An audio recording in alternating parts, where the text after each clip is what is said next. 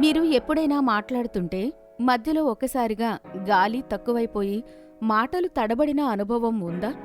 చాలామందికి ఇది కామన్గా జరుగుతుంది. గొప్ప వాయిస్ ఆర్టిస్టులు, స్పీకర్స్, సింగర్స్ ఒక విషయంలో చాలా సీరియస్గా ఉంటారు. అదేమిటంటే బ్రీత్ కంట్రోల్.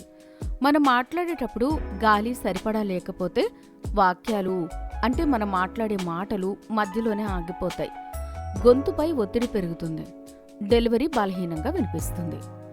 మనలో చాలామంది మాట్లాడేటప్పుడు ఊపిరి పట్టుకోకుండా వెంటనే మొదలు పెడతారు. దాంతో 2 వాక్యాలు చెప్పగానే గాలి తక్కువైపోయి మాటలు బలహీనంగా తడబడుతూ వస్తాయి. ఇది వింటే విన్నవాళ్లకు మీ మాటల్లో ఎనర్జీ కనిపించదు. ఇది సింపుల్గా సాల్వ్ చేయొచ్చు. మాట్లాడే ముందు 2 సార్లు దీర్ఘంగా ఊపిరి తీసుకోండి. ఒక చిన్న ప్రాక్టీస్ చేద్దాం. మీరు కూర్చునున్నప్పుడు ముక్కు ద్వారా నెమ్మదిగా, లోతుగా అంటే దీర్ఘంగా ఊపిరి తీసుకోండి. మీ పొట్ట బయటకు రావాలి. తర్వాత నెమ్మదిగా ఊపిరి వదిలేయండి.